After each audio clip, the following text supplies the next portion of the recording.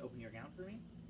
Raise your hands up, place them on your hips, shrug your shoulders, and lean forward. I note any asymmetries, retractions, poturange, or any other abnormalities. While she's in this position, I will use the bell of my stethoscope to auscultate for any high-pitched murmurs in the aortic valve region, which is the second intercostal space to the right of the sternal border, the pulmonic valve region, which is to the at the second intercostal space to the left of the sternal border. You can lie down. I first inspect the chest for any lifts or heaves. I then palpate with the palmar aspect of my hand at the valvular regions for any thrills. I would palpate at the aortic valve, which is the second intercostal space to the right of the sternal border, the pulmonic valve, which is the second intercostal space to the left of the sternal border, the tricuspid valve, which is the fifth intercostal space to the left of the sternal border, and the mitral valve, which is the fifth intercostal space at the midclavicular line. I would then move on to auscultation, listening with the diaphragm of my stethoscope at the aortic valve and the pulmonic valve, where S2 should be louder than S1. I would listen at Erb's point, which is at the third intercostal space to the left of the sternal border, where S1 would be equal to S2, the tricuspid valve, and the mitral valve, where S1 would be louder than S2. I would further use the diaphragm of my stethoscope to listen to the point of maximum impulse, or the PMI, which is slightly left to the mitral valve. If I was unable to hear it, I would have my patient turn onto her left lateral decubitus and palpate the PMI, feeling for the pulse. Lie back on your back. Now I would repeat this with the bell of my stethoscope in the same 6 spots. To begin my abdominal assessment, I would have my patient bend her legs. For the purposes of the video, however, we are going to have her lie her legs down, just so you can see. Now, I would begin my abdominal assessment via inspection, okay? Noting the general shape, contour of the stomach, noting any masses, pulsations, or any distension of the stomach. I would then change up the order of exam and auscultate first, this time with the diaphragm of my stethoscope in the 4 quadrants for bowel sounds.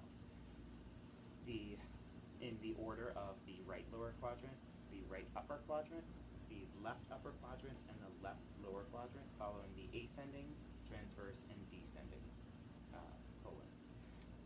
I would listen in each spot, expecting for bowel sounds to occur for 5 to 30 times per minute. I would be able to say that bowel sounds are absent if I do not hear any bowel sounds for a total of 5 minutes in one area. I would further auscultate the aortic valve, the aorta, the renal arteries, the iliac arteries, and the femoral arteries. Moving on to percussion, I would percuss the abdomen, expecting to hear tympany in a W formation, paying specific attention to the sides of the belly for any ascites. I would percuss the liver, starting from an intercostal space, percussing from resonance through dullness to tympany, expecting to find that the span of the liver is 6 to 12 centimeters at the midclavicular line and 4 to 8 centimeters at the at the sternal line. I would percuss for absence of the spleen, expecting to hear tympany.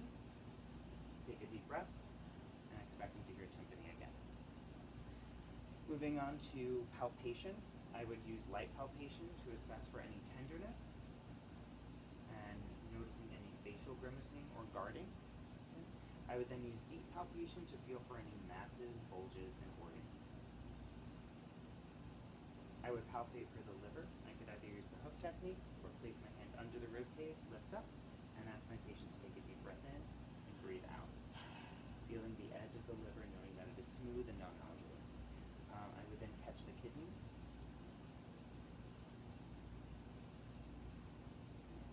And I would do this on both sides, displacing with the hand on my patient's back and feeling with the hand on my patient's front. While in this position, I would also attempt to feel for the spleen, which I would feel in the opposite way, where I'm displacing with the hand on the front of her and feeling with the hand on the back, expecting not to feel it. I would then palpate for the span of the aorta, which should be no more than 3 centimeters. I would palpate the femoral pulses, and while I'm in this area, feel for the inguinal lymph nodes, which, if palpable, would be less than 2 centimeters round, mobile, and non-tender. All right, and finally we're going to do the musculoskeletal and neuro system. So I'm going to begin by doing range of motion. So I'm doing range of motion of the DIPs and PIPs, the wrist, the elbow, and I can note that I already did shoulder range of motion when I had him do the breast exam with hands raised on the shoulders and bent forward. While I have this patient still lying down, I'm going to also do range of motion of the lower legs. So I'm going to do adduction and abduction of the hip, external and internal rotation of the knee. I'm also doing range of motion of the ankle and the DIPs and PIPs of the feet. While I'm down here, I'm going to begin my reflexes. I'm going to start with the plantar reflex. Perfect, and I'm doing that bilaterally. Excellent. Now can I have you sit up, Anthony? And I'm going to continue the reflexes by doing first the brachioradialis. Can you look away? Excellent. The brachial, or the bicep. The tricep. Can you just relax your arm? Excellent. And I would do all of these bilaterally. Popliteal. Excellent. And the Achilles. Excellent. All right. And so that completes the reflexes. I grade those all at a 2+. So now that I have my patient sitting up, I'm going to continue the musculoskeletal exam by grading muscle strength and bulk. So I'm going to begin by just generally inspecting and seeing that his muscle bulk and tone is as expected. And now can I have you put your arms like this and just resist my movement every time. So pull, push, go like this, up, push down. Now push your thigh up,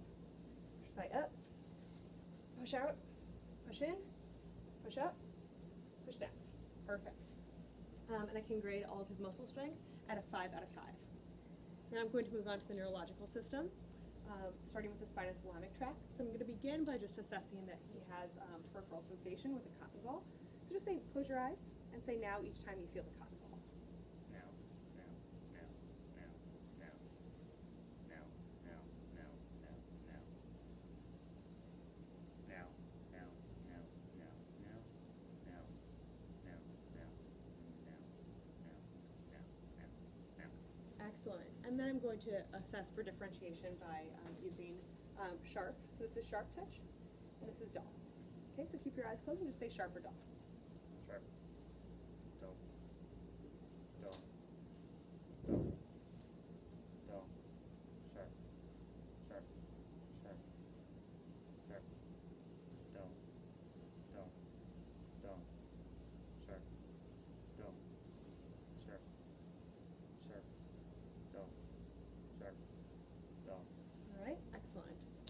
Next, I'm going to move on to the posterior column tract. So I'm going to begin with proprioception. So can you close your eyes? I'm going to have you tell me if your thumb is up or down. Okay? Up, down, And then with the toes. down, up. Perfect. And next I'm going to move on to vibration. So keep your eyes closed and just tell me when the vibration runs out. And as a note, it's very important to not stop it with your hand, but to let the vibration continue so it runs out naturally. This is to assess that they don't have any peripheral neuropathy. So just tell me when the vibration stops. Now. All right, excellent. And during your exam, if you want to stop it earlier, I need you to note that you would let it run out, as that's a really important part of the exam. Next, I'm going to assess graphesthesia. So keep your eyes closed and just put your hands out for me. So I'm assessing this bilaterally that he knows what I'm drawing in his hand. 8, 1, Excellent. I can also do stereognosis where I put a familiar object into his hand, but you only have to do one or the other. Next, I'm moving on to cerebellar. So I'm going to begin with rapid alternating movements. You can open your eyes. And so for this, first I'm going to start with rapid alternating movements. You can either have them touch their fingers or do patty cake. You don't have to do both. So can I just have you touch all of your fingers like this? Excellent. And next, can I have you touch your nose and then touch my finger? Just assessing for intention tremor. Excellent. And now on the legs, I'm going to have you take your heel and rub it down your shin on the opposite side. Perfect. And then bilaterally. Excellent. And then finally, I'm going to have you pedal your feet. Great. Now I'm going to have my patient stand up, and I'm going to finish the range of motion. So I'm going to assess here. Stand over here. So can you look up, look down, look right, look left, bend over, touch your toes, and bend back. Excellent. So I'm staying here just in case my patient isn't balanced, but I'm assessing his spine. Also the waist. Can I have you just bend side to side, twist? Perfect. So I now see that his range of motion, he has a full range of motion. And next, while he's here, I'm going to assess the romberg. So romberg is just making sure that my patient stays perpendicular for 20 to 30 seconds with his eyes closed. So close your eyes, and I would have him stand here for 20 to 30 seconds. Excellent. Kind of a time lapse there, that's fine. Now can I have you put your arms straight out with your palms up? Perfect. So this is assessing pronator drift. I want him to keep his eyes closed, and then I'm going to push on his arms and expect that they move back to the exact same spot. I don't want him to overcompensate, undercompensate, turn his hands, or be uneven. That's an expected finding, is to do exactly what he did. I'm also just assessing his general posture, so you can just stand normally while he's here, and I'm also assessing his gait. Can I have you take 5 paces that way and back? I'm assessing his normal gait. You can come back, and this is when you party, because that is the end of your full head-to-toe physical assessment. Good luck, guys! Yay!